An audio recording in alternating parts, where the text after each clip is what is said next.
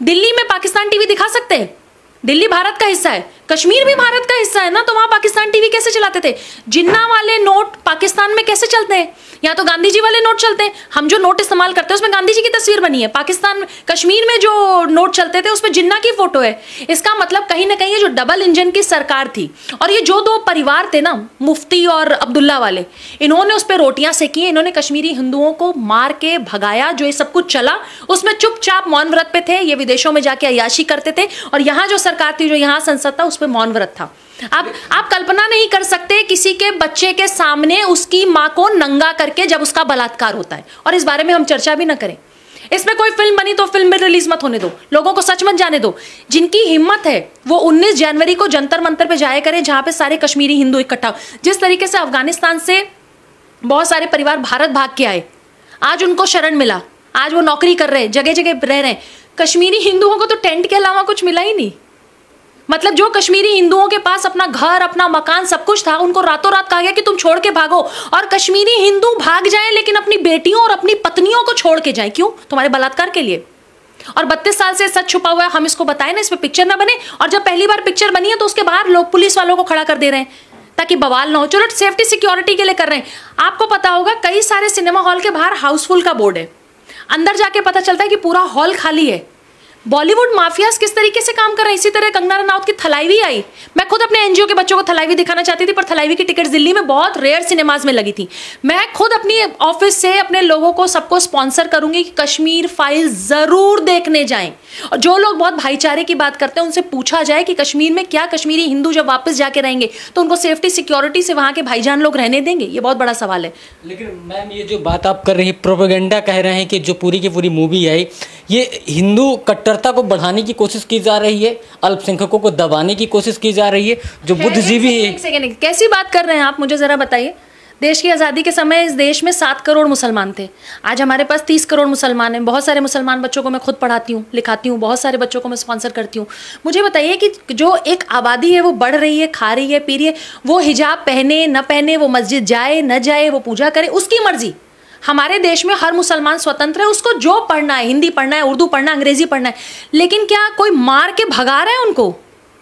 मार के तो अफगानिस्तान में भगाया ना, अफगानिस्तान से लोग भाग के आए ना, यहाँ पे तालिबानियों की बर्बरता से भाग के आए ना। तो कश्मीर से जब कश्मीरी हिंदुओं को मार के भगाए, और ये बिट्टा कराटे और जो लोग भी हैं ये इंटरव्यू देते हैं, बड़े बड़े इंटरव्यू चलते हैं जिसपे खुलेआम कहते हैं कि हाँ मैंने इतने कश्मीरी हिंदुओं को मारा, स्थानीय लोगों ने मेरी मदद की।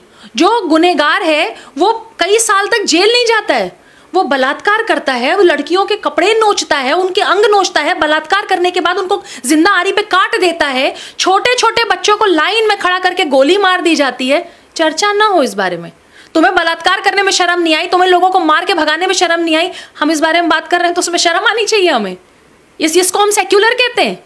ये सेक्युलर की डेफिनेशन है कि आप एक वर्ग को सर पे चढ़ा लीजिए और एक वर्ग को बलात्कार करके मारते जाइए, पर उस बारे में चर्चा मत करिए। क्यों?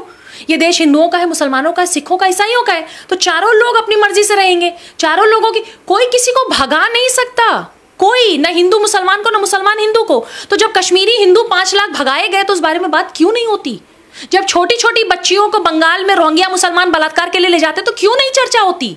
सिर्फ कश्मीर की बात नहीं है, यही बंगाल सीए का जो प्रोटेस्ट था जो दिल्ली में हमने देखा, वो एक छोटा सा हिस्सा है जो कश्मीर में हुआ, वो एक छोटा सा हिस्सा है जो अफगानिस्तान में हुआ। आप अगर अभी भी आवाज नहीं उठाएंगे तो यकीन मानिए जो कश्मीर में हुआ, जो बंगाल में हुआ, जो पीएफआई पूरे देश में कर रहा है, जो आतंकी संगठन पूरे देश में कर रहा है, ये पूरे देश में हर राज्य में होगा।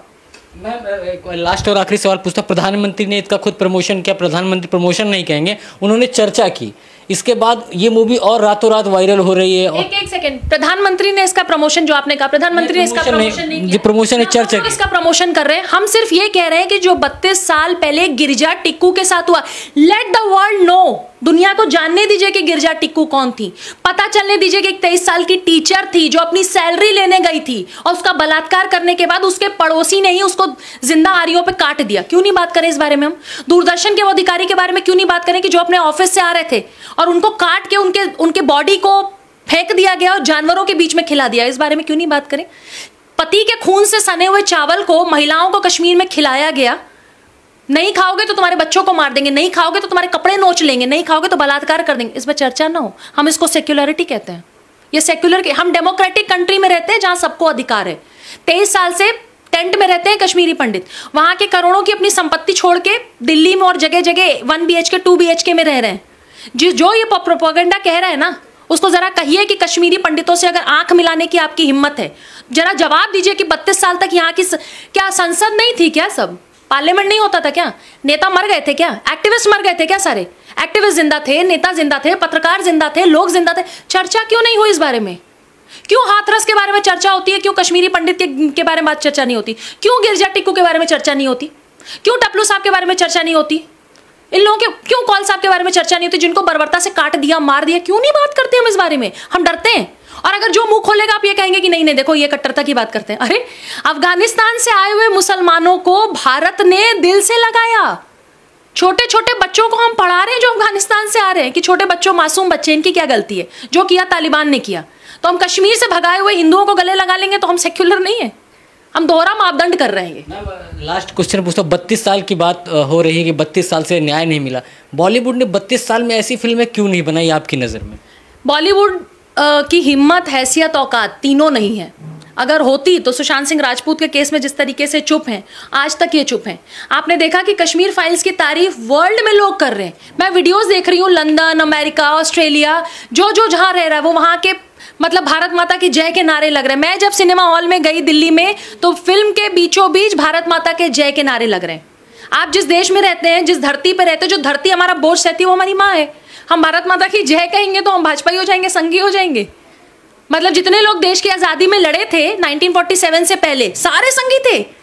जो देश के लिए, भारत माता के लिए अपनी जान दे गए, सब संघी थे। जो रानी लक्ष्मीबाई संघी थी क्या? वो भी भारत माता की जय करती। उन्होंने तो भारत माँ के लिए मतलब जान दे दी अपनी। भगत सिंह ने अपनी जान दे दी, फांसी पे लोगों को चढ़ा दिया गया। तो भारत में जो भी थे 1947 से पहले वो सबके सब क्या मतलब सब संघी थे, भाजपाई थे? कैसी बात आप लोग कर रहे हैं? मतलब 32 साल से अगर किसी सच को छुपाया गया, बॉलीवुड की हैसियत नहीं थी। Hats off. ये पिक्चर देखने के बाद एक चीज जरूर समझ में आई कि पूरे फिल्म में अनुपम खेर ने एक तख्ती हाथ में रखी थी जिसमें लिखा था कि अनुच्छेद 370 हटाओ, 35A हटाओ। Thank you to prime minister कि उन्होंने आते ही 7 साल के कार्यकाल में जो आतंकवाद का जड़ था, क्योंकि कोई भी भारतीय, मैं दिल्ली में रहती हूँ, मैं बनारस से हूँ, मैं कश्मीर में जमीन नहीं खरीद सकती। अरे भैया मेरा देश, मेरा राज्य, इतना खूबसूरत स्वर्ग कश्मीर, मैं वहां जमीन, मेरे पास पैसा होगा, मेरी हैसियत होगी तो मैं खरीदूंगी। मैं नहीं खरीद सकती थी क्योंकि अनुच्छेद 370 था। आपसे कश्मीर को पहले ही काट के रखा गया है।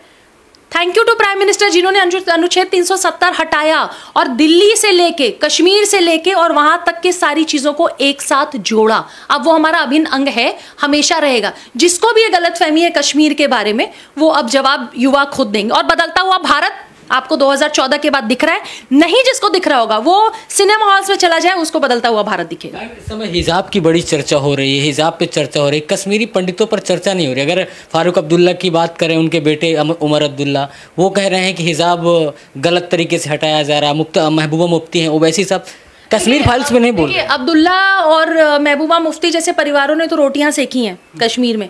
केंद्र से जितना पैसा कश्मीर के लोगों के लिए, जो कश्मीर में हिंदू, मुसलमान, सिख, ईसाई जो भी रहते थे, जैन धर्म, उन सब लोगों के लिए, शिक्षा के लिए, नौकरी के लिए जितना पैसा आया, इन 2 परिवारों ने खाया उस पैसे को।